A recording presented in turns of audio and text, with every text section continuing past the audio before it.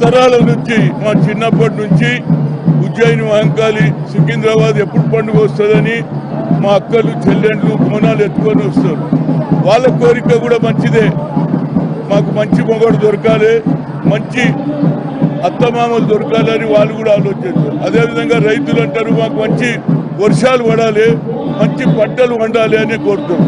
నిరుద్యోగులు కూడా ఏమడుగుతున్నారు, మాకు ఉద్యోగాలు కావాలంటున్నారు. రేవంత్ రెడ్డి గారు నిన్ననే చెప్పిండు కదా, జాబ్ క్యాలెండర్ ఇక చూడు అందరికి ఉద్యోగాలే వస్తాయి. అదేవిధంగా 2 లక్షల రుణమాఫీ కూడా చేశాడు.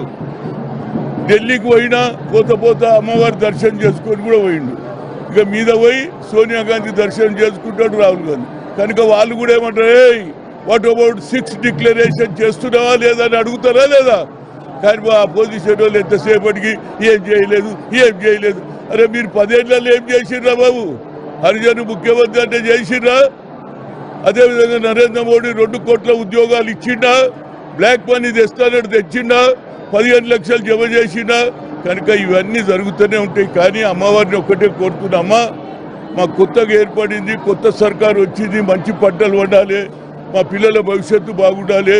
తెలంగాణ చిన్న రాష్ట్రమైనా అన్ని రాష్ట్రాల కంటే బాగా పనిచేసి సోనియా గాంధీ ఇచ్చిన వాగ్దానాలు, బస్సు ఫ్రీ అయిపోయింది, ఏ ఆడమే పోయినా ఏడిపోయినా అంటే నా బిడ్డ దగ్గరికి పోయించినారు, ఇంకో ఆమెను అడిగితే మా అత్త దగ్గరికి పోయి అంటే బస్సులో ఫ్రీ కూడా ఇవ్వడం జరిగింది. ఇక మిగిలింది ఏది, ప్రతి మహిళకు 2500 ఇచ్చేది ఉంది, అది కూడా చేస్తారు. అన్ని విధాల అపోజిషన్ ఎన్ని మాట్లాడినా మేము విధి మా వెనకాల సోనియా గాంధీ ఉంది.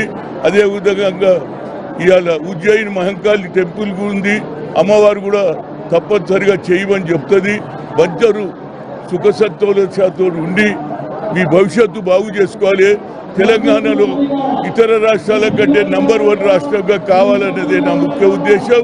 నేను కూడా దర్శనం చేసుకోవచ్చు. అమ్మ అందరు పిల్లలకు ఉద్యోగాలు రావాలి, మంచి పంట పండించుకోవాలి. అందరు కూడా అల్లుడు వచ్చిందంటే ఒక మేక ఒక కోడి కోసి అందరికి భోజనం పెట్టుకొని కూడా చెప్పొచ్చు. ఏర్పాట్లు మీరు ఎప్పుడు ఏం తక్కువైనా మీ మీద వేసిరు కదా వర్షం పడుతుందని. ఏర్పాట్లు అన్ని బాగానే చేస్తున్నారు. ప్రతి సంవత్సరం జనం పెరిగినా ఏర్పాట్లు కూడా అట్లనే జరుగుతున్నది. ఈ ప్రభుత్వం కూడా తప్పనిసరిగా మా తల్లులకు బోనాలు ఎత్తుకున్నా, పోతరాజు ఆట ఆడినా అందరికి కూడా న్యాయం జరుగుతుంది.